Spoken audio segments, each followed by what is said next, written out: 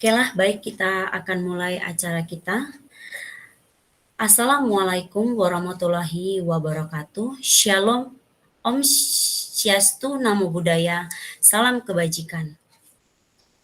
Ikan patin enak dimakan, ikan dibeli dekat dermaga. Salam sapa saya ucapkan, selamat datang Bapak Ibu Guru hebat. Senang sekali bisa bertemu dengan Bapak dan Ibu Guru hebat pada hari ini di kegiatan webinar kita dengan materi diseminasi budaya positif dengan langkah-langkah segitiga restitusi. Pada malam hari ini, 12 Juni 2024, pukul 19.22 sampai dengan 21 WIB yang dibawakan oleh saya sebagai moderator Rani Nainggolan dan yang dibawakan oleh narasumber Bapak Febri Aldi Sinaga. Adapun kegiatan hari ini meliputi sesi pertama ada pembukaan, inilah yang sudah kita lakukan, kemudian doa, sesi kedua ada penyampaian materi oleh narasumber, sesi ketiga tanya jawab, sesi keempat refleksi, umpan balik dan simulasi. Dan yang kelima ada penutup. Baiklah, kita akan mulai acara kita Bapak Ibu. Sebelum kita memulai, marilah kita berdoa menurut agama dan kepercayaan kita masing-masing. Doa dimulai.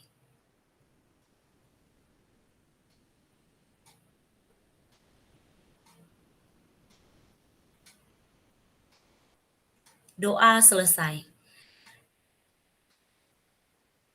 Baiklah, acara ini akan saya berikan kepada Bapak narasumber Febri Aldi Sinaga. Pada Bapak dipersilahkan. Terima kasih Ibu Moderator yang sudah memandu acara, sudah memulai acara ini dengan luar biasa. Izin Ibu, saya langsung mau share screen.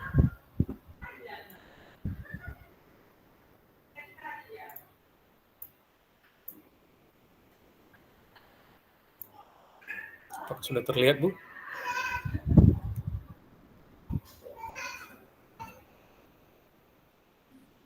Belum, Pak.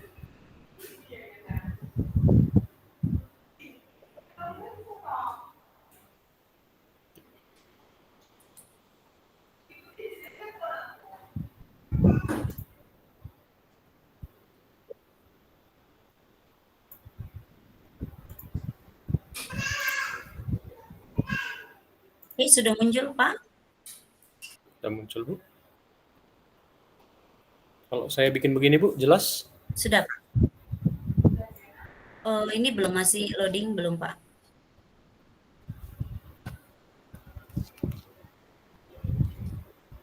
Oke, sudah, Pak. Oke. Terima kasih kepada Ibu Moderator yang sudah memandu acara kita.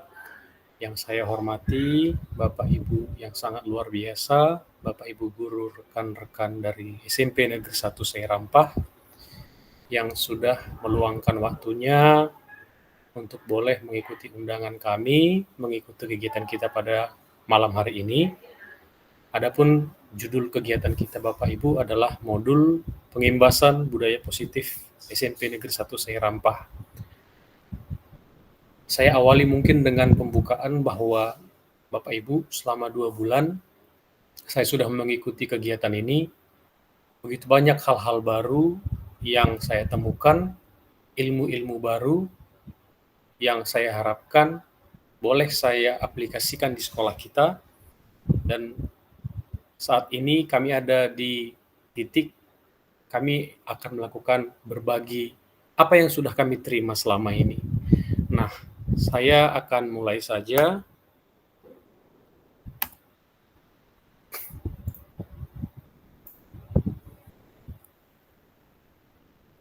Saya Febri Aldi Sinaga, Bapak Ibu, guru seni musik di SMP Negeri 1 Seirampah.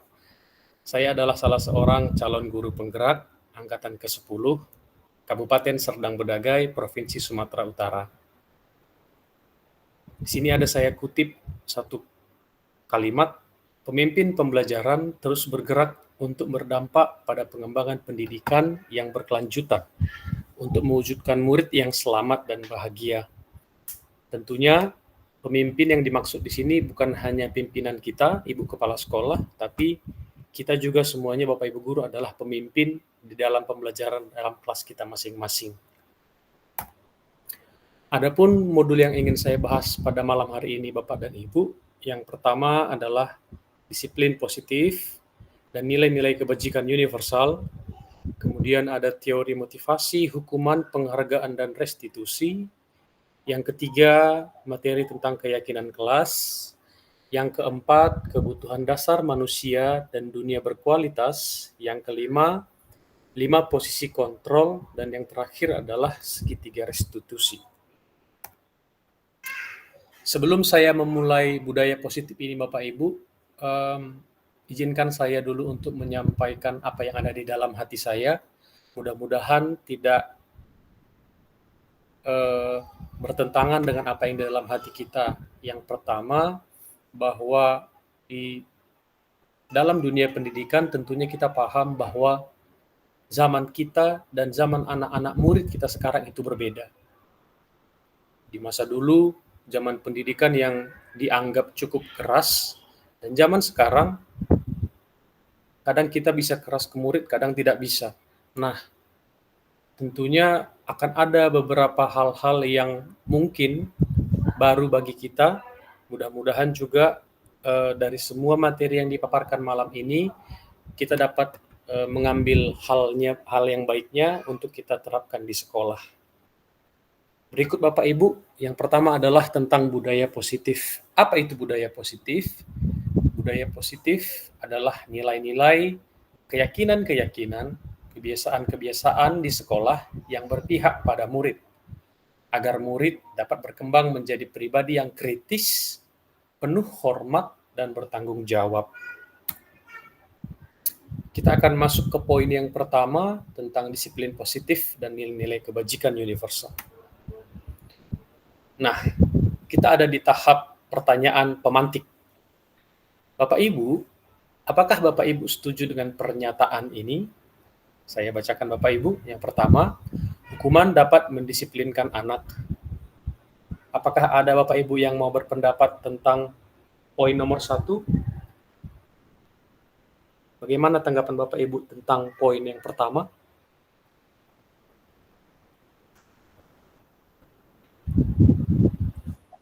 Izin Pak Febri, slide-nya nggak jalan Pak.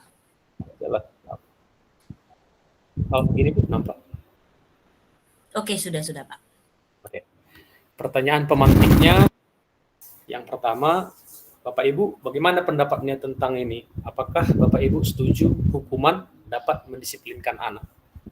Ada yang mau berpendapat Bapak Ibu?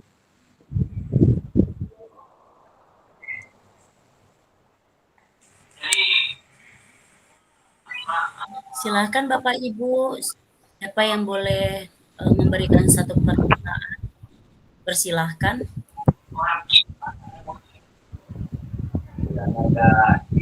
Ada itu bikin. Kayak mana kok mau mancing? Saya mau menanggapi pernyataan tersebut. Harus angkat tangan dulu. Hukuman boleh dikatakan tidak. Kalau untuk zaman sekarang ini, hukuman tidak dapat lagi mendisiplinkan anak, malahan meninggalkan trauma dalam kehidupan anak berikutnya, dalam pembelajaran anak berikutnya. Jadi kalau saya kurang setuju dengan pernyataan bahwa hukuman dapat mendisiplinkan anak. Terima kasih Ibu Nadia untuk responnya. Kemudian untuk poin yang kedua, Bapak Ibu, pemberian hukuman dengan hal positif seperti membaca atau membersihkan halaman sekolah dapat meningkatkan disiplin anak. Kira-kira bagaimana ini Bapak Ibu?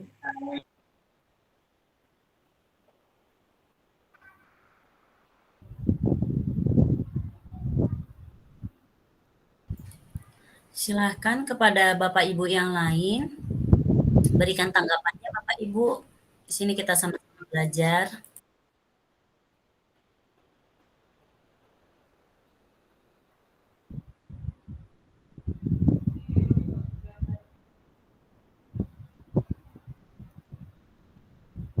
Oke, baik. Saya akan lanjutkan saja ke pertanyaan ketiga. Memberi penghargaan dapat meningkatkan motivasi belajar anak. Apakah ada kira-kira Bapak Ibu yang mau berpendapat? Baik, silakan Ibu Marliana sih. Dipersilakan Ibu.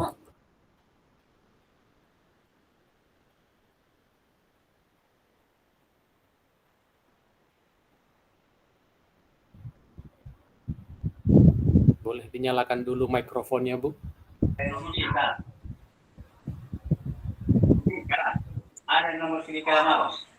Nyalakan dulu mikrofonnya Bu Marliana, biar kedengaran Ibu bicara.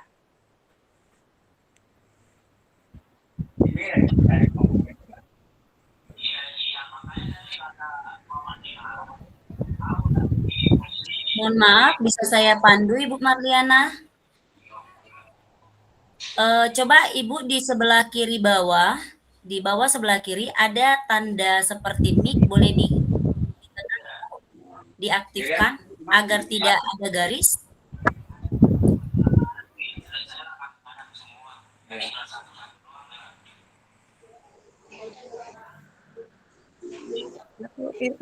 Iya.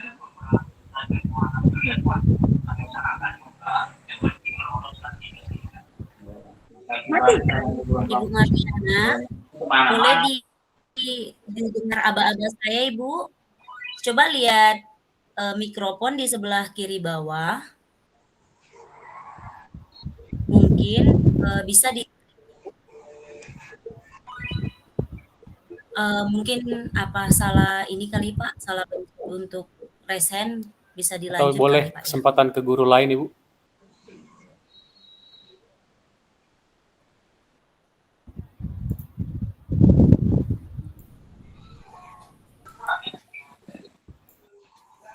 Baiklah Bapak Ibu, ada yang ingin memberikan masukan? Oh iya, Bu Fani Rahmasari, dipersilakan Ibu. Diaktifkan mikrofonnya Ibu.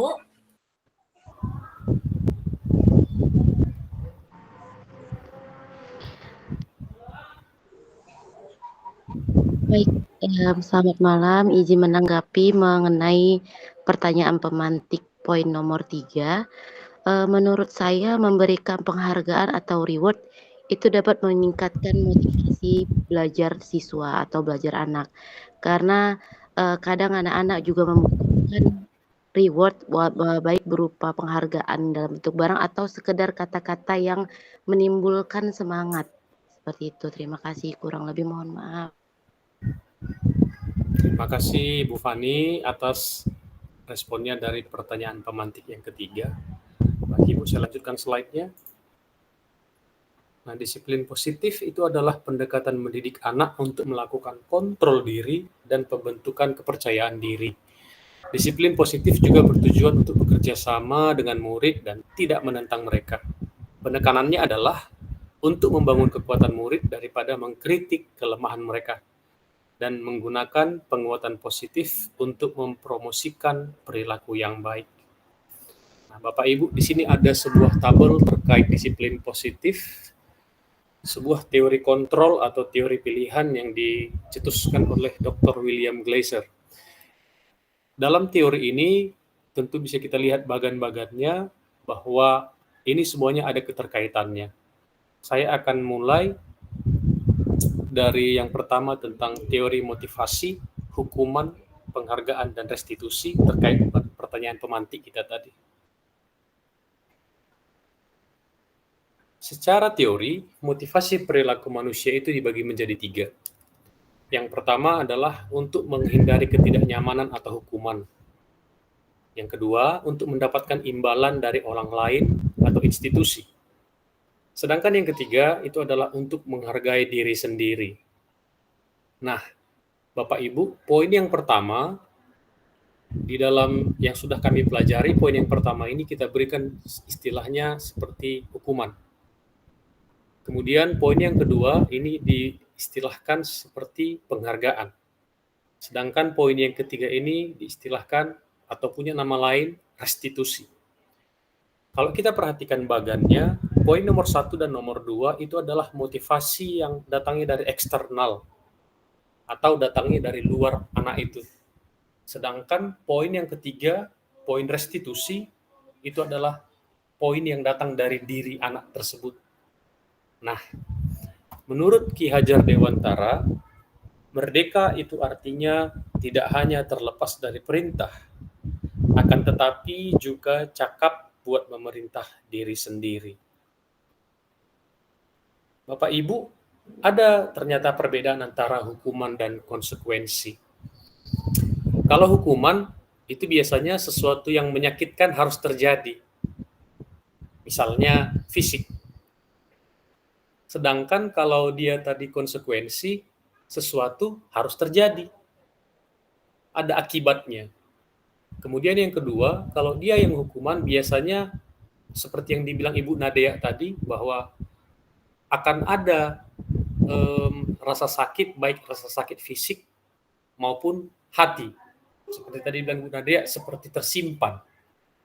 Sedangkan kalau konsekuensi, biasanya anak-anak itu merasa tidak nyaman karena bukan dianya yang mau melakukan itu gitu. Biasanya juga hukuman sifatnya itu paksaan. Sementara konsekuensi stimulus atau tanggapan. Bapak Ibu, mungkin biar lebih enak kita membahasnya, kita sebut saja konsekuensi ini semacam penghargaan, ya, atau peraturan gitu. Ini adalah letak perbedaan antara hukuman dan konsekuensi, Bapak Ibu. Ada yang reset? Oke, saya lanjutkan. Maaf Bapak Ibu. Kemudian, nah Bapak Ibu, kira-kira menurut Bapak Ibu, tindakan yang ada di tabel sebelah kiri itu masuk ke hukuman atau konsekuensi? Kita jawab satu persatu ya Bapak Ibu. Yang pertama, mencatat 100 kali di dalam buku kalimat, saya tidak akan terlambat lagi karena dia terlambat ke sekolah. Menurut kita itu hukuman atau konsekuensi Bapak Ibu? Dicatat dulu, nanti kita buka sama-sama jawabannya. Kemudian, poin yang kedua, lari mengelilingi lapangan basket 2 kali karena terlambat hadir di sekolah. Nah, apakah ini hukuman atau konsekuensi? Kemudian, yang ketiga, murid diminta untuk push up 15 kali karena tidak menggunakan masker ke sekolah. Mungkin ini, pada kasus ini mungkin pada saat zaman pandemi kemarin, yang kita digalakkan untuk memakai masker kemana-mana. Apakah itu termasuk hukuman atau konsekuensi? Nah, yang keempat, menggantikan kertas tugas teman yang sudah dicoret-coret. Apakah itu hukuman atau konsekuensi? Yang berikutnya, membersihkan tumpahan air di meja tulis karena tersenggol pada saat belajar. Kemudian yang berikutnya, murid disuruh untuk tidak mengenakan sepatu seharian di sekolah karena tidak mengenakan sepatu hitam. Dan yang terakhir, lari mengelilingi lapangan basket 2 kali karena terlambat 10 menit untuk pelajaran, misalnya pelajaran PJOK. Misalnya ya Bu, kebetulan ada guru PJOK kita di dalam ini, di kegiatan ini hanya contoh saja. Nah Bapak Ibu, mungkin Bapak Ibu sudah membuat coret-coret di tempatnya masing-masing.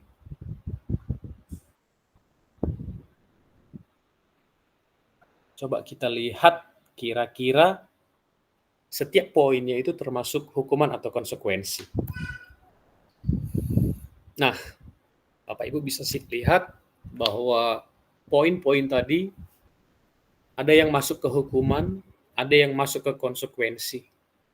Biasanya hukuman datangnya satu arah Bapak Ibu. Misalnya seperti ini, anak-anak kamu lari keliling lapangan basket karena kalian terlambat. Itu sifatnya hukuman. Tapi kalau konsekuensi, itu biasanya dia semacam diberikan hukuman, tapi karena ada akibatnya. Ada sebab dan ada akibatnya. Tapi kalau hukuman, dia berpatokan ke aturan biasanya. Saya lanjut Bapak Ibu. Kita masuk ke poin penghargaan. Saya tidak akan baca semua slide-nya, mungkin kita semuanya pasti pernah melakukan ini. saya dulu ketika masih bertugas di NIAS sering sekali membawa permen ke sekolah, Bapak Ibu. Dengan harapan dengan permen ini anak-anak itu bisa terstimulus untuk mengikuti pembelajaran saya. Nah, tentunya juga kita pernah melakukan ini ke anak-anak, baik itu berupa barang seperti yang disampaikan Bu Fani tadi, berupa barang atau berupa kata-kata. Atau mungkin bahkan mengucapkan seperti, anak-anak kalau kalian nanti rajin, kalian nilainya bagus. Nah, itu adalah bentuk-bentuk penghargaan yang kita lakukan kepada anak-anak. Apakah cara ini tepat? Kalau menurut teori yang kami pelajari, cara ini biasanya tergolong tidak tepat, Bapak Ibu, karena biasanya akan menimbulkan ketergantungan. Misalnya, seperti saya tadi yang saya pernah melakukan penerapan anak-anak yang supaya mau mengikuti apa yang saya maksud, saya kasih permen. Saya kan nggak tahan juga Bapak Ibu terus-terusan beli permen. Nah, seandainya juga kita misalnya menjanjikan menjanjikan kata-kata kamu luar biasa, dia mungkin akan ketergantungan karena anak-anak kan nggak semuanya punya kemampuan yang sama di setiap pelajaran. Kita juga paham bahwa anak-anak itu mampu mungkin di beberapa pelajaran saja, mungkin seperti itu. Nah, jadi cara apa sebenarnya yang paling tepat di antara hukuman, penghargaan, atau restitusi? Jawabannya adalah restitusi. Apa itu restitusi? Restitusi ini adalah sebuah proses menciptakan kondisi bagi murid untuk memperbaiki kesalahan mereka. Sehingga mereka bisa kembali pada kelompok mereka dengan karakternya yang lebih kuat. Menurut Goosen, restitusi merupakan sebuah proses kolaboratif yang mengajarkan murid untuk mencari solusi dari masalah mereka dan membantu murid berpikir tentang orang seperti apa mereka ingin menjadi. Mereka mau jadi orang apa sih? Dan bagaimana mereka harus memperlakukan orang lain. Nah, Bapak Ibu, saya akan lanjutkan slide berikutnya tentang ciri-cirinya. Gimana sih restitusi itu sebenarnya? Nah, ini dia Bapak Ibu. Yang pertama, restitusi dibuat bukan untuk menebus kesalahan, namun untuk belajar dari kesalahan yang dia buat. Yang kedua, ciri-cirinya adalah memperbaiki hubungan. Yang ketiga, sifatnya tawaran, bukan paksaan. Jadi, restitusi itu adalah hasil dari proses komunikasi, proses dialog.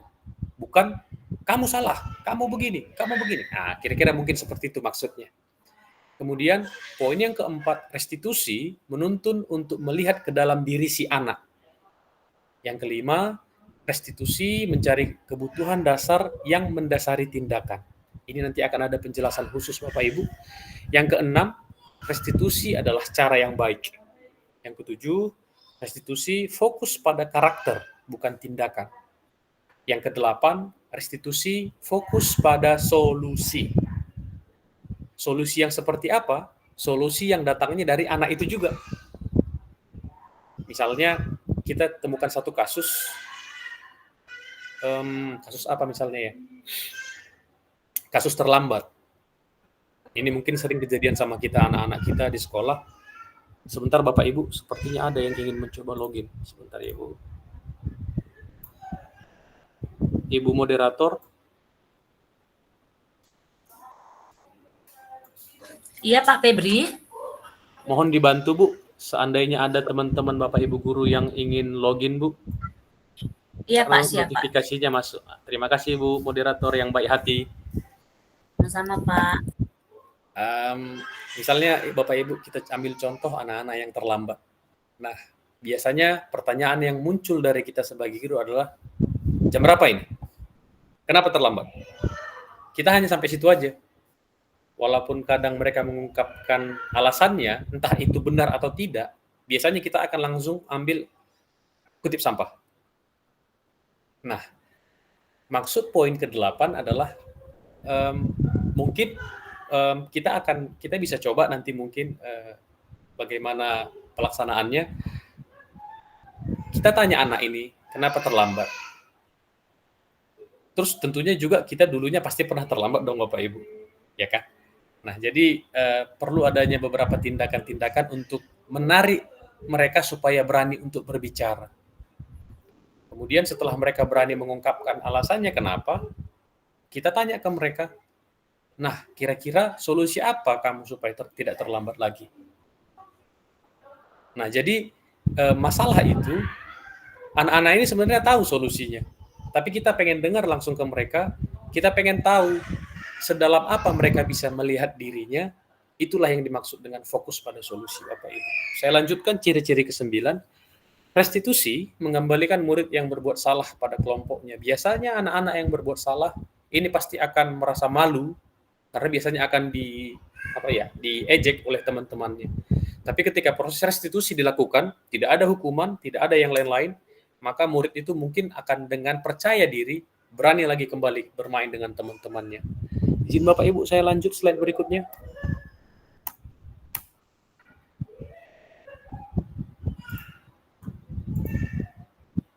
Nah, ini adalah tabel perbedaan antara hukuman, konsekuensi, dan restitusi.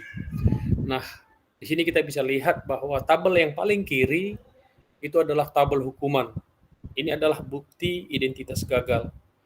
Seperti yang tadi kita bahas, bahwa dalam tabel hukuman, sesuatu yang menyakitkan itu harus terjadi. Baik itu fisik ataupun secara hati. Kemudian tidak nyaman untuk murid dalam waktu jangka panjang. Biasanya murid juga menganggap mereka adalah korban. Murid-murid atau anak-anak juga tersakiti, perilaku pasif-agresif meningkat. Karena anak-anak pasti akan berontak, aku kok dihukum, tapi mungkin belum berani untuk mengungkapkan. Kemudian, dan begitulah semuanya Bapak Ibu tabel-tabelnya. Nah, di sebelah kanannya, ada 2 tabel yang dianggap identitas sukses secara disiplin, yaitu ada tabel konsekuensi dan ada tabel restitusi. Kalau Bapak Ibu perhatikan di bawah, ada catatan di situ bahwa identitas gagal dari hukuman, dia sifatnya negatif, kalau dia yang konsekuensi sifatnya netral. Restitusi, biasanya anak-anak akan menganggap, lega masalahku. Sama kayak kita Bapak Ibu. Kalau kita punya masalah, biasanya mungkin akan terbawa-bawa ke kita.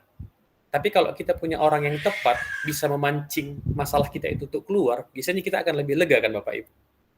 Saya yakin iya.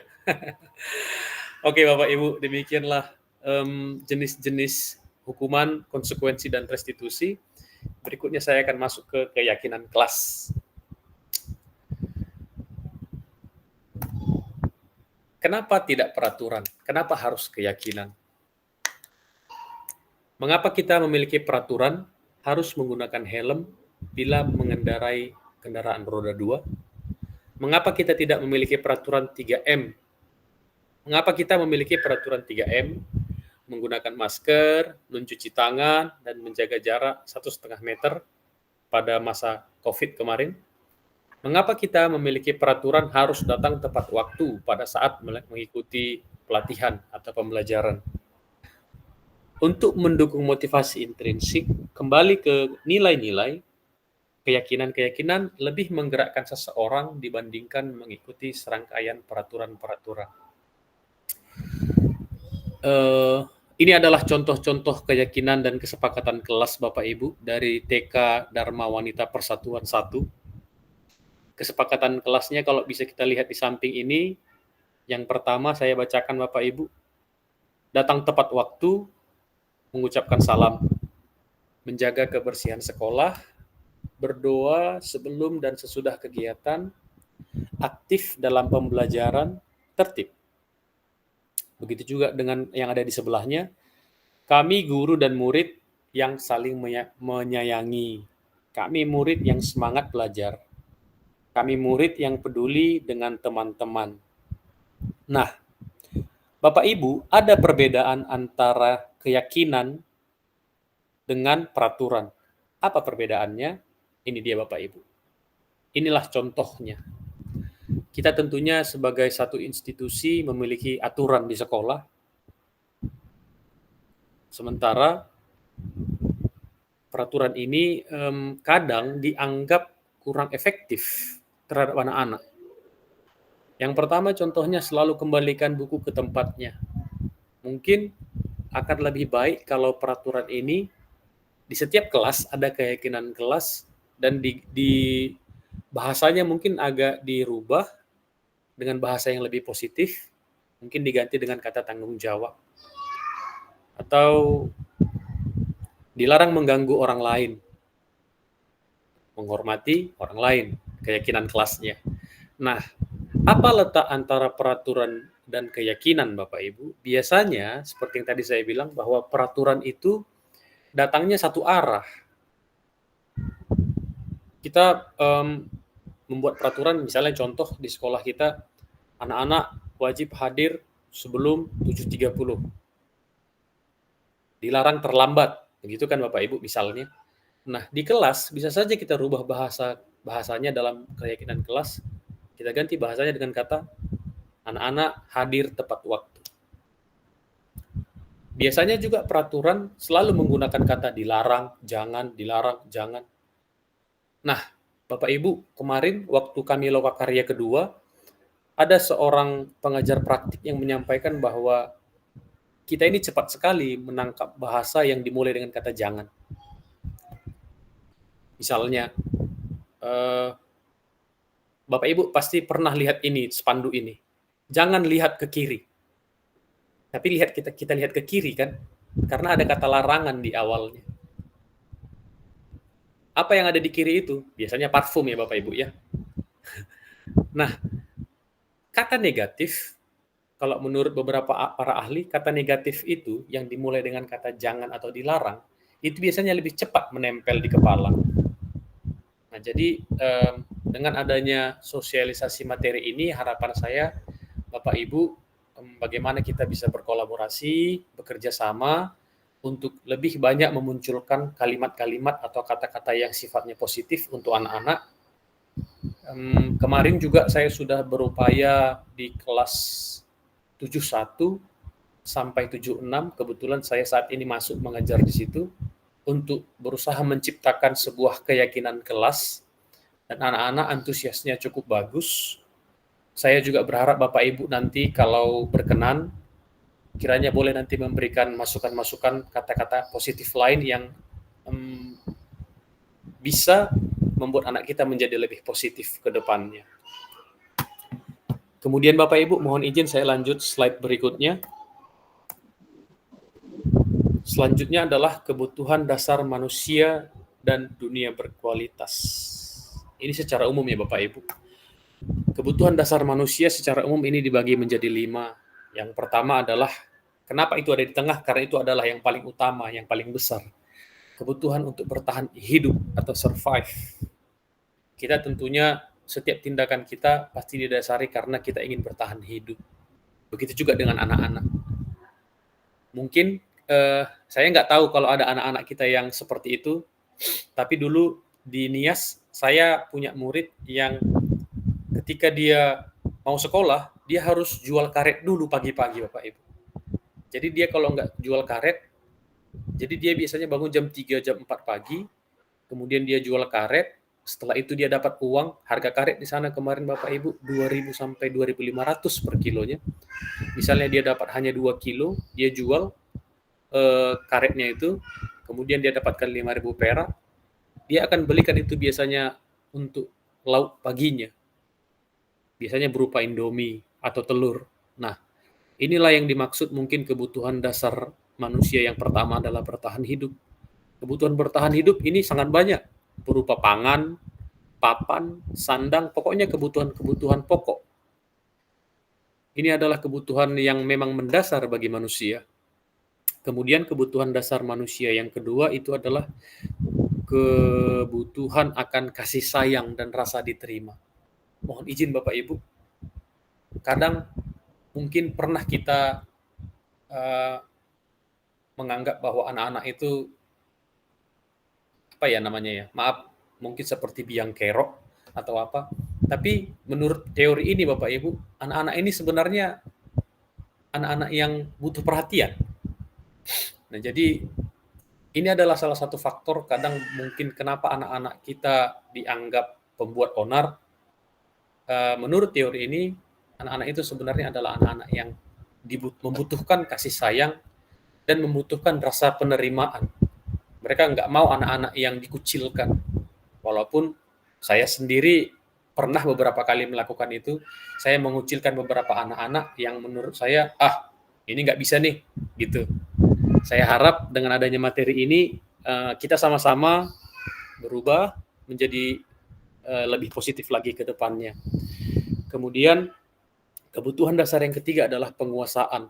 Anak-anak ini senang sekali, Bapak Ibu, kalau mereka itu, misalnya anak-anak yang mendapatkan prestasi, ini senang sekali biasanya untuk keren, semangat, luar biasa, yang begitu-begitu semangat. Nah, itu juga adalah salah satu kebutuhan manusia, kebutuhan murid kita juga.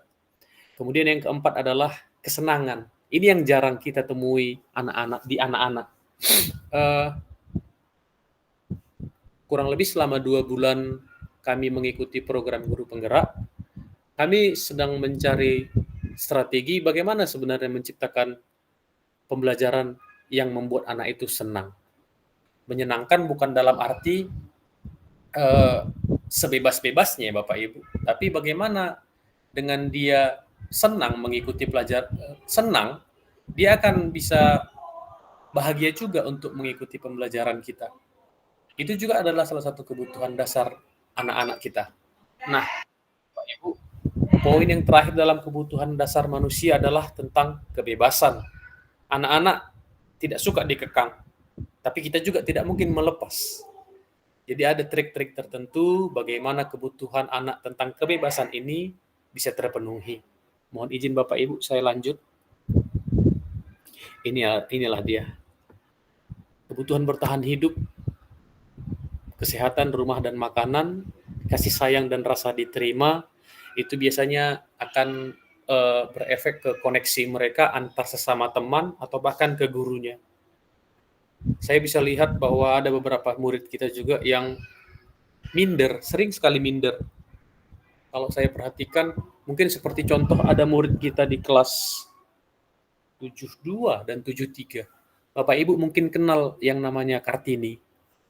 Ini anak seakan-akan dikucilkan oleh teman-temannya karena dianggap, kalau bahasanya sekarang, nggak sefrekuensi. Nah, mungkin dengan begitu kita bisa lebih jeli, kita bisa memperhatikan kira-kira apa yang dibutuhkan dia agar bisa lebih baik ke depannya. Kemudian yang ketiga ada penguasaan. Anak-anak menjadi terampil, pengakuan atas prestasi dan keterampilannya. Dia didengarkan dan mempunyai harga diri. Nah, yang keempat, kebebasan.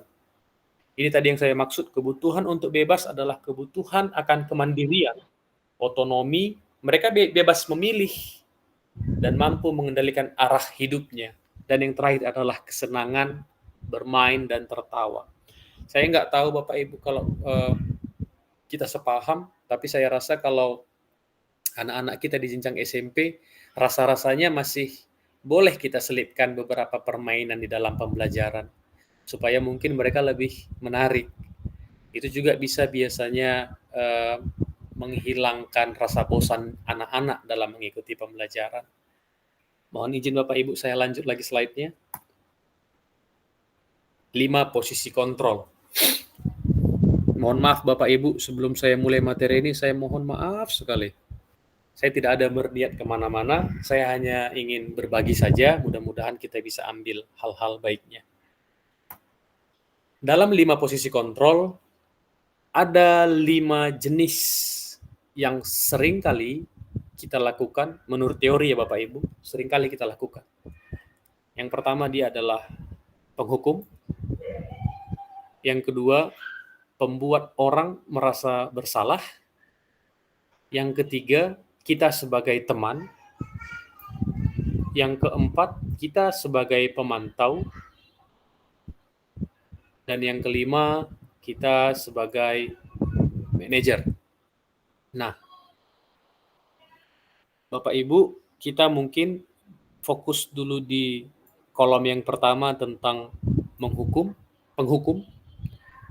Sekali lagi saya mohon izin Bapak Ibu, mohon maaf apabila ada yang kurang berkenan, mudah-mudahan kita semakin positif ke depannya. Biasanya, kalau seorang guru yang penghukum, biasanya gurunya itu akan berbuat menghardik, menunjuk-nunjuk, mungkin menyakiti atau menyindir. Misalnya kata yang diucapkan, kalau kamu tidak melakukannya, awas ya, atau rasakan. Nah, hasilnya apa? Biasanya pemberontak menyalahkan orang lain atau bahkan berbohong. Kemudian, apa kaitannya dengan dunia yang berkualitas? Agak sedikit terlupa saya Bapak Ibu. Apa itu dunia berkualitas? Dunia berkualitas itu adalah setiap manusia punya memori. Tentunya di dalam ingatan kita ini, kita akan mengingat semua hal. Nah, di dalam teori kami ini, harapannya, apa yang masuk ke dalam memori kita adalah semua hal-hal yang baik, semua hal yang berkualitas. Ketika kita misalnya melakukan sebuah hukuman ke anak-anak, tentunya hukuman itu bisa terekam. Sebagai contoh Bapak Ibu, saya kemarin waktu SMA, saya pernah tidak mengerjakan PR matematika. Pada saat jam pelajaran matematika, guru itu masuk ke kelas sambil memegang kapur pada saat itu. Sang guru bertanya, siapa yang belum selesai PR? Kebetulan saya juga terlambat. Saya datang, saya ketok pintu. Ketika di pintu, langsung beliau itu nanya, mana tugasmu? Saya langsung gemeteran, memang tugas saya belum selesai, saya ngakui saya salah. Tapi yang terekam di memori saya adalah aksinya. Aksinya adalah, saya dipanggil ke dalam, kira-kira berjarak kurang dari 1 meter, dada saya langsung ditendang. Tapi saya cukup paham bahwa saya salah. Tapi akhirnya ingatan itu terekam di kepala saya. Dan mungkin Bapak Ibu juga sebagai guru-guru yang luar biasa, dulu juga pernah mengalami hal-hal yang serupa dengan gurunya. Nah, tentunya memori-memori itu pasti teringat di kita kan Bapak Ibu. Seandainya kita ada di posisi penghukum. Nah, demikian Bapak Ibu yang tentang posisi sebagai penghukum. Kita akan masuk ke posisi berikutnya, pembuat orang merasa bersalah. Pembuat orang merasa bersalah, biasanya perbuatan gurunya itu berupa berceramah atau mengatakan, seharusnya kalian begini, atau ibu kecewa, begini. Nah, itu biasanya akan menimbulkan efek ke anak-anak, aduh, salah kita. Ibu itu jadi marah kan? Nah, kira-kira seperti itu. Nah, contoh kalimatnya biasanya gurunya bilang, kamu seharusnya sudah tahu.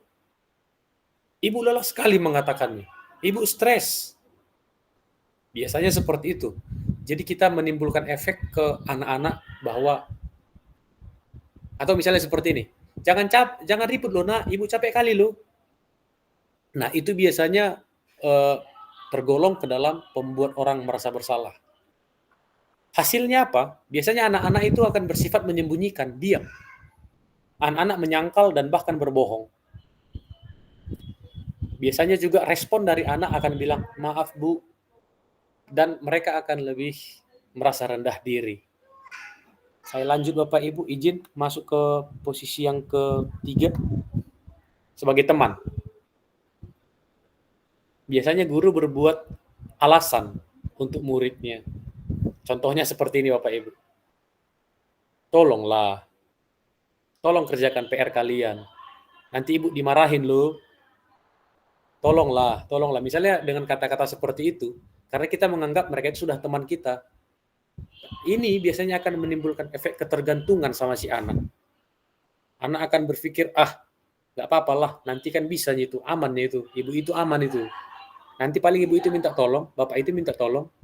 Nah, biasanya muridnya berkata, saya pikir ibu kawan saya, ternyata kok kayak gitu. Nah, ini akan menimbulkan efek lemah, tidak mandiri, dan ketergantungan bagi murid. Yang berikutnya Bapak Ibu sebagai pemantau. Biasanya kalau pemantau, ini akan menghitung dan mengukur. Patokannya apa? Peraturan sekolah. Misalnya anak-anak terlambat, kita ngomong peraturan sekolah apa? Nah, itulah sebagai posisi pemantau. Posisi pemantau, kita selalu berpatokan ke peraturan kita itu. Jadi, kita memang nggak marah. Biasanya kalau pemantau itu nggak marah. Biasanya pemantau itu menggunakan kalimat-kalimat yang tenang, tidak ada emosi, kalimatnya juga tajam, tapi pasti. Tapi biasanya itu selalu membanding-bandingkan apa yang kejadian dengan peraturan. Selalu berpatokan dengan peraturan gitu. Itulah yang namanya pemantau. Kemudian yang selanjutnya Bapak Ibu sebagai manajer, inilah harapannya bisa kita capai posisi ini. Sebagai posisi manajer, biasanya guru diharapkan dapat mengajukan pertanyaan-pertanyaan yang memunculkan anak supaya bisa berpikir. Misalnya, apa yang kita yakini? Apa yang bisa kamu jelaskan untuk memperbaiki masalah ini? Nah, ketika ada apa yang kita yakini, Bapak Ibu, seperti pembahasan saya sebelumnya, bahwa ternyata diperlukan ada sebuah keyakinan berupa keyakinan kelas. Jadi kalau kita misalnya anak-anak ada kasus, misalnya kita awalnya sudah membuat keyakinan kelas, poin nomor 1 misalnya kita sebut hadir ke sekolah tepat waktu. Tentunya bahasa yang positif ya Bapak Ibu ya. Kemudian terjadi kasus, ada anak-anak yang terlambat. Kita nggak perlu marah-marah. Kita cuma perlu bilang, kamu terlambat nak? Iya Pak. Apa keyakinan kelas kita? Biarkan dia yang berpikir dan mengingat apa yang sudah kita sepakati sebelumnya di kelas tadi. Pasti dia akan bicara, oh kesepakatan kita Pak, hadir ke sekolah tepat waktu. Nah, tentunya kita berharap dia akan menghasilkan sebuah solusi. Dengan kata, kira-kira bagaimana cara kamu memperbaiki ini? Mungkin anak-anak akan jawab, ya Pak, mulai besok saya akan membuat alarm. Atau, ya Pak, mulai besok saya akan tidur lebih cepat supaya bangunnya cepat. Mungkin jawaban seperti itu. Nah, kita bisa lagi kasih pertanyaan balik Bapak Ibu. Kita kasih contoh pertanyaan, misalnya, mulai kapan kamu mau melakukan solusi itu tadi atau janjinya tadi? Mungkin dia akan bilang, mulai besok Pak. Oke, pertanyaan muncul. Pak, seandainya gagal, si anak besok terlambat lagi, bagaimana? Lakukan lagi restitusi. Karena memang Bapak Ibu, mungkin secara teori, bahwa proses restitusi ini tidak segampang kita membalikkan telapak tangan. Ada yang namanya proses, ada namanya tahapan-tahapan yang sekali kita lakukan belum tentu langsung berubah. Seperti contoh, kemarin saya lakukan di kelas 73, mungkin Bu Fani, wali kelas 73, ingat sekali namanya Biki.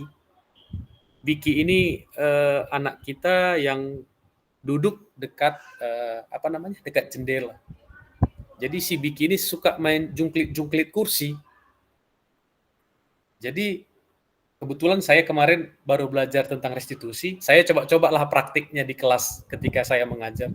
Saya panggil, kemudian saya restitusikan dia. Sampai dia bilang akhirnya, saya berjanji tidak akan mengulanginya lagi Pak, karena memang tidak sopan, kata dia. Oke. Nggak sampai 5 menit Bapak Ibu ngulah lagi. Itulah mungkin tadi karena sudah terbiasa. Makanya saya juga berpikir bahwa restitusi juga harus dibiasakan ke anak. Dengan harapan anak-anak ini bisa berubah menjadi anak yang positif ke depannya. Demikian Bapak Ibu, mohon izin saya lanjut lagi.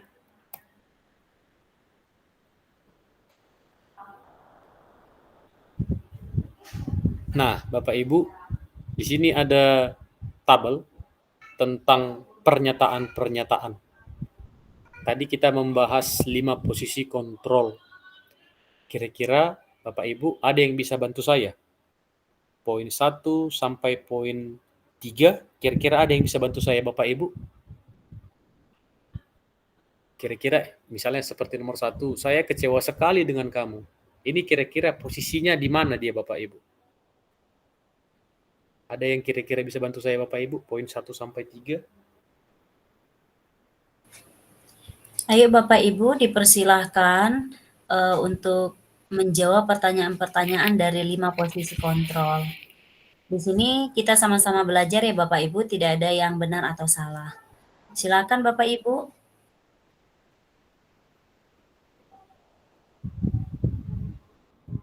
Saya kecewa sekali dengan kamu. Kamu tidak pernah benar melakukannya. Ayolah, lakukan demi ibu dan atau bapak. Nah, kira-kira poin-poin ini masuk ke posisi yang mana dia, Bapak Ibu? Ada kira-kira Bapak Ibu yang bisa berpendapat? Bu Misbah mungkin?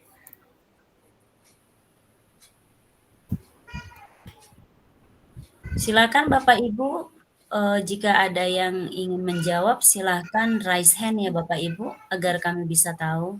Terima kasih. Kepada Ibu Misbatul, dipersilahkan Ibu. Ya, terima kasih Pak. Sebelumnya saya coba jawab. Terima kasih Bu, silakan Bu. Menurut keterangan Bapak tadi, setelah saya simak, saya dengar, ya saya juga mohon maaf kalau jawaban saya juga mungkin tidak sependapat gitu ya Pak ya. Kalau tadi bahasa Bapak tadi misalnya kecewa, segala macam, kayaknya menurut apa yang Pak jelaskan tadi, posisi itu jatuhnya ke, kalau saya tidak salah menilai ya Pak ya, itu posisinya jatuhnya kayak ke Sebagai teman ya Bu. kalau saya tidak salah menjawab atau tidak salah mengartikan gitu Pak ya.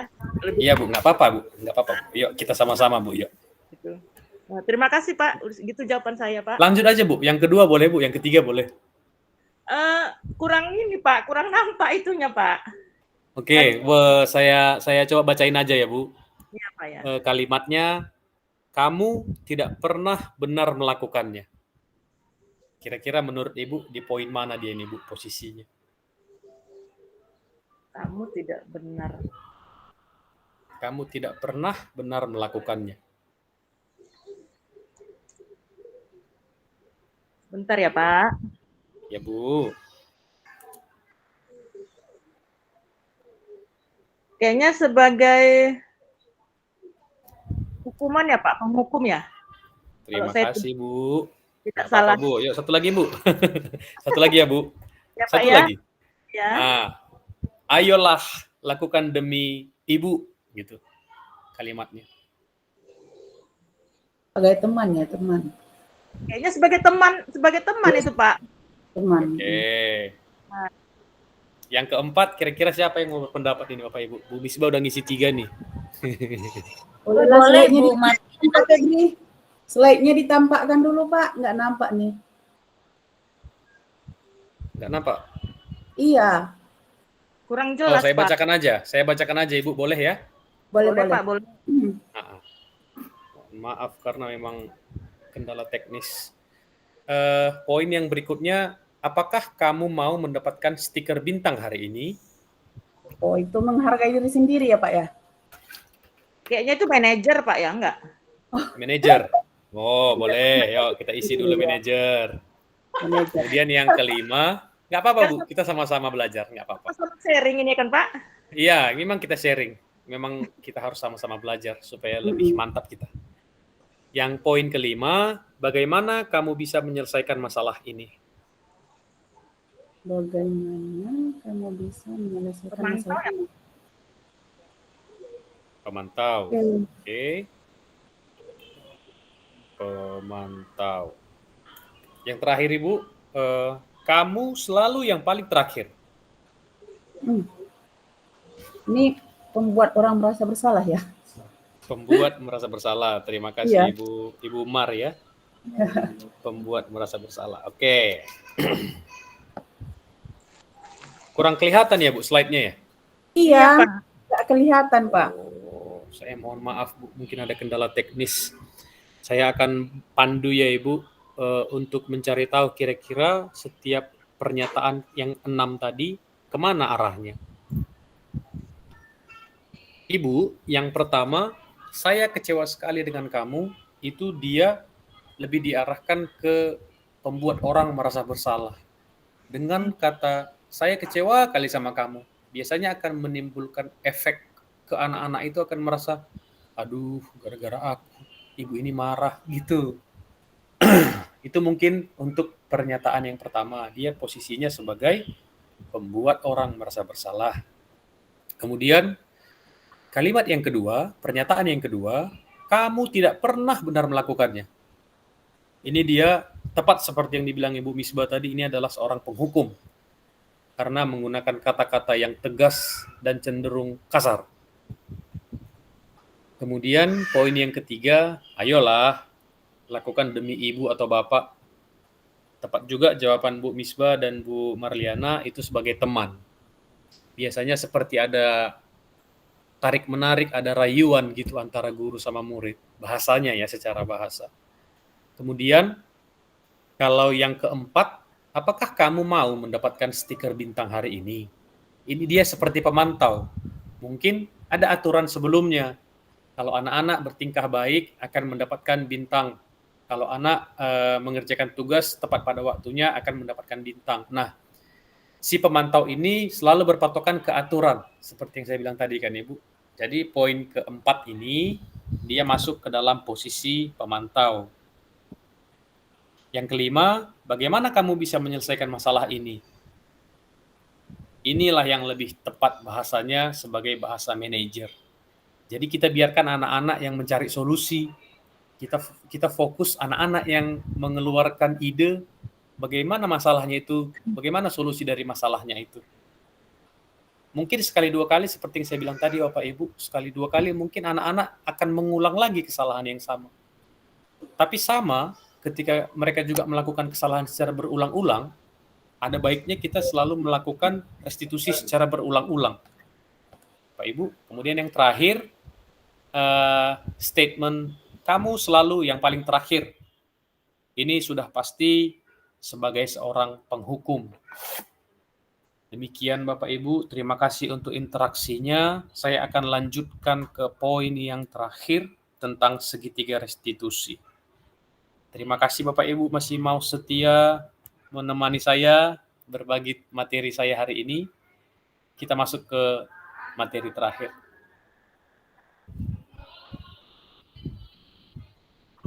Oke, materinya disebut segitiga restitusi. Materi ini sudah pasti bentuknya segitiga. Di dalam materi segitiga restitusi ada 3 tahap, 3 proses yang harus kita mainkan. Yang pertama, kalau Bapak Ibu perhatikan, atau kalaupun tidak kelihatan akan saya bacakan ya Bapak Ibu. Sudut segitiganya yang pertama itu adalah menstabilkan identitas. Apa yang dimaksud dengan menstabilkan identitas? Mungkin dengan ungkapan-ungkapan seperti ini Bapak Ibu. Setiap orang pasti pernah melakukan kesalahan. Jadi itu biasanya akan menimbulkan biasanya anak-anak akan berpikir, wih, aku berarti nggak apa-apalah. Berarti Bapak ini terima. Artinya kita tidak langsung menghukum anak-anak, tidak langsung mematahkan. Kita pancing dulu dia dengan kata, setiap orang pasti pernah melakukan kesalahan. Nah, di tahap yang kedua, kita ada namanya tahap validasi kebutuhan. Di tahap validasi kebutuhan ini, kita bisa menggali informasi anak-anak. Setelah tadi kita bilang, semua orang pasti pernah melakukan kesalahan. Di tahap kedua, kita bisa tanya dengan, kamu tentu pasti punya alasan kenapa melakukan itu. Nah, biasanya anak-anak akan lebih berani untuk mengungkapkan pendapatnya. Itulah tahapan-tahapan pemancingannya tadi Bapak Ibu. Kemudian poin terakhirnya, step terakhirnya adalah menanyakan keyakinan. Seperti yang tadi saya sampaikan bahwa di awal memang perlu adanya kita sepakati keyakinan di dalam kelas. Jadi di kelas 71 sampai 76 sudah kami rancang kemarin beberapa keyakinan dan anak-anak sedang dalam proses membuatnya, mendesainnya supaya menarik dan menempelkannya ke dinding. Nanti kalau Bapak Ibu juga berkenan, boleh memberikan masukan-masukan juga di situ ya Bapak Ibu ya, jangan ragu-ragu. Yang pertama Bapak Ibu, dalam tahap menstabilkan identitas, biasanya guru selalu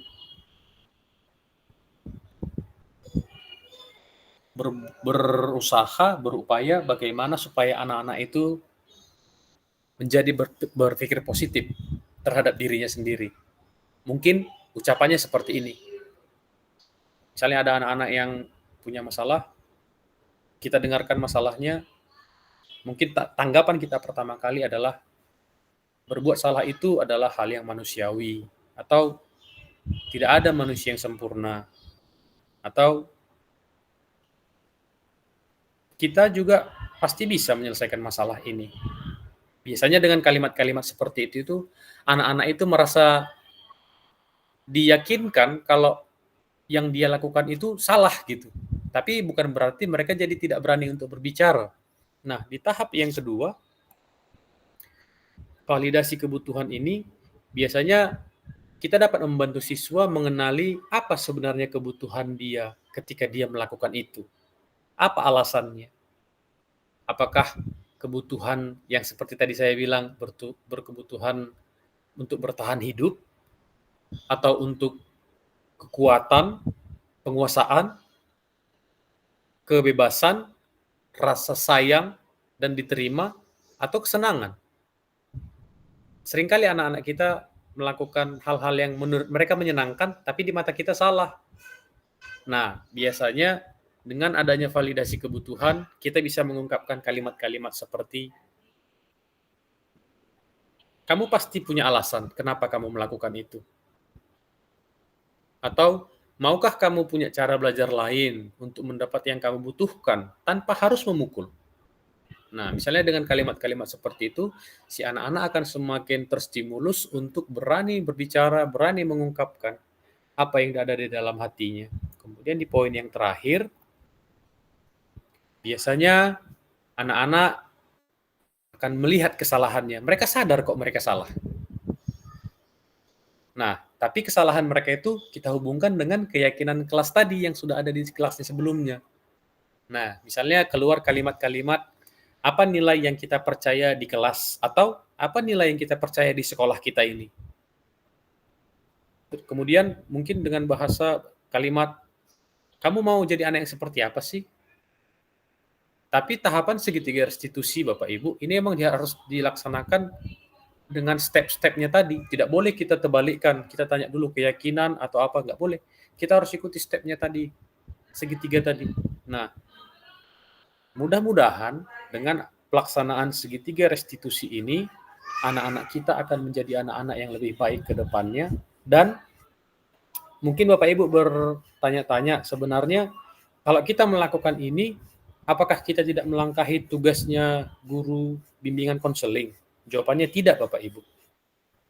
Menurut yang sudah kami pelajari selama kurang lebih 2 bulan, bahwa seringkali ketika kita sebagai guru mata pelajaran, misalnya kita dihadapkan dengan anak-anak yang bermasalah di dalam kelas, kita cenderung ngoper ke guru BK. Dengan harapan materi kita biar jangan terganggu. Nah, kalau menurut yang sudah kami pelajari, ini sebenarnya cara kurang tepat, kurang efektif. Alangkah baiknya setiap guru punya bekal, punya kemampuan untuk bisa menyelesaikan masalah anak, situasi di dalam kelas, seandainya masalahnya di dalam kelas, atau situasi di luar kelas, seandainya terjadinya di luar kelas. Nah, harapan saya Bapak Ibu, dengan adanya penyampaian materi ini, saya bukan bilang saya guru yang tidak melakukan kejahatan, maksudnya saya juga berharap dengan adanya materi yang baik yang sudah saya peroleh selama 2 bulan ini dapat memberikan imbas yang baik juga kepada Bapak Ibu guru, dapat memahami bahwa kebutuhan anak kita di zaman sekarang ini sudah berbeda.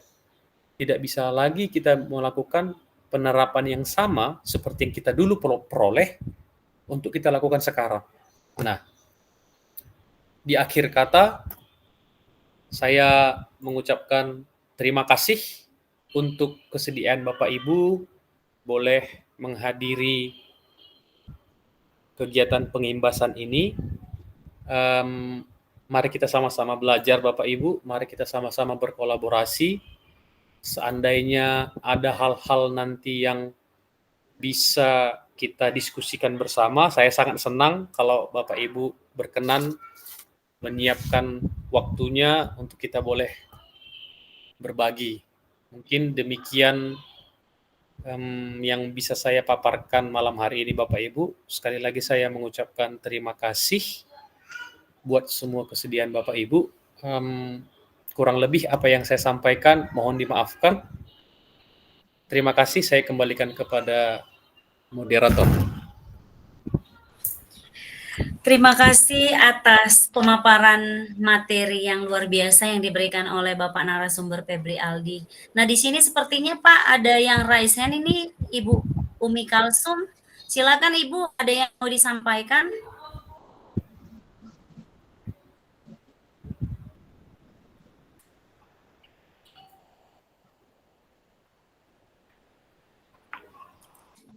Nggak Oke, ada. silakan Ibu.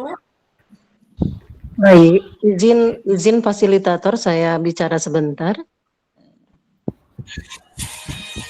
Izin Ibu fasilitator. Izin Pak Febri. Iya Bu, iya. Iya Bu, silakan Ibu. Silakan Ibu. Maaf sebelumnya saya off kamera. Iya, Bu.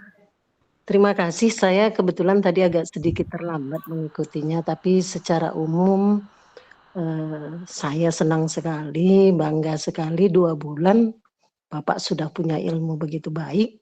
Tentunya ini nggak terlepas dari bimbingan pengajar praktik.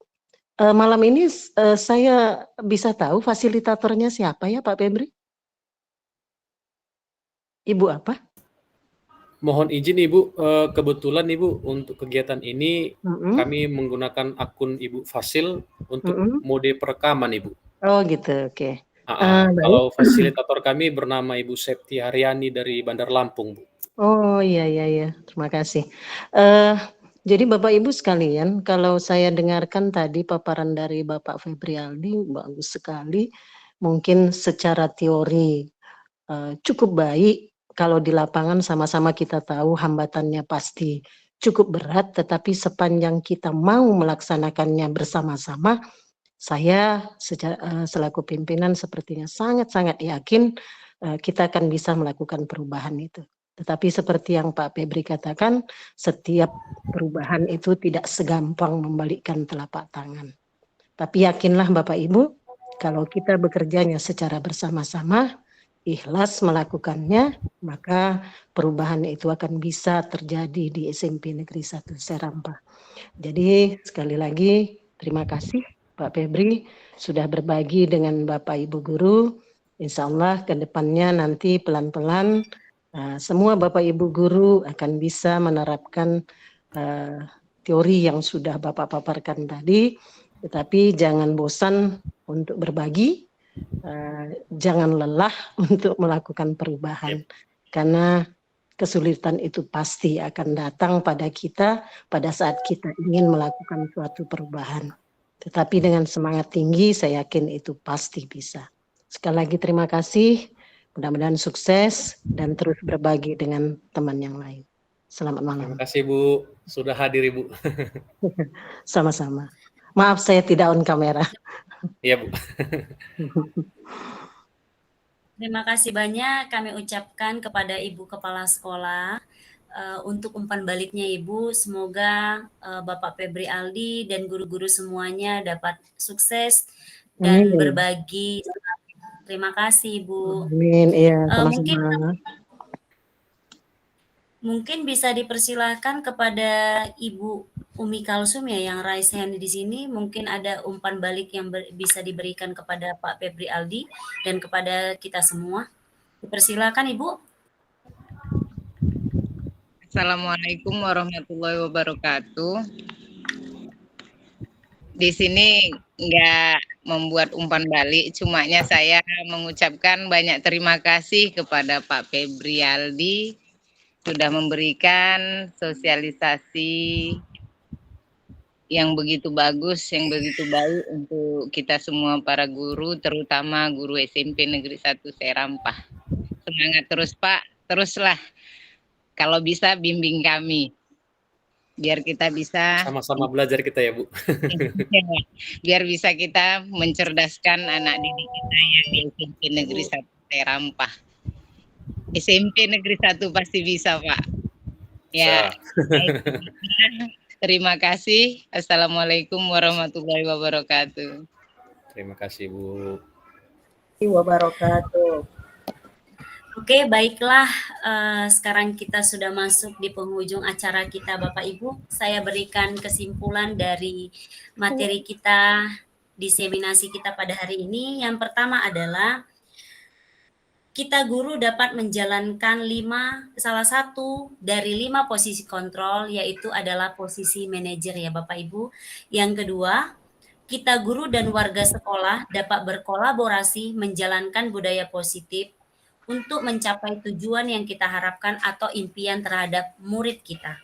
Dan yang terakhir, yang ketiga, semoga diseminasi budaya positif malam hari ini dapat menjadikan kita, guru dan warga sekolah, lebih baik. Sekian Bapak Ibu, kita mungkin sebelum kita doa Pak, kita bisa buka on kamera ya Ibu, kita foto bersama. Mohon izin Bapak Ibu agar kita foto bersama untuk dokumentasi. Berkenan kiranya kita membuka kamera sebentar aja. Oke. Baik Bapak Ibu, saya hitung ya Bapak Ibu ya. Siap, 1, 2, 3. Sekali lagi Bapak Ibu, 1, 2, 3. Terima kasih Bapak Ibu, saya kembalikan ke moderator. Baik, terima kasih kepada Bapak Febri. Ada kalanya kita tadi membuka dengan doa dan sekarang kita tutup dengan doa. Persilakan saya memimpin doanya Bapak Ibu. Doa dimulai.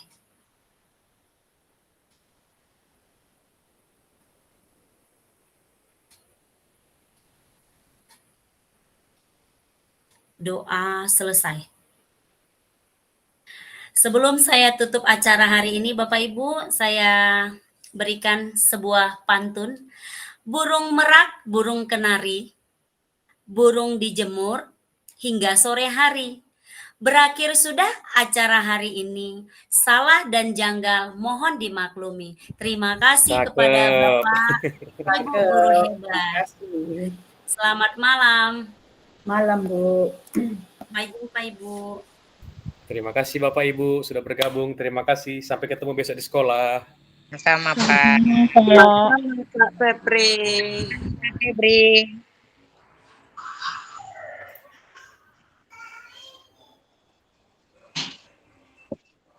Kayak mana keluar Kak?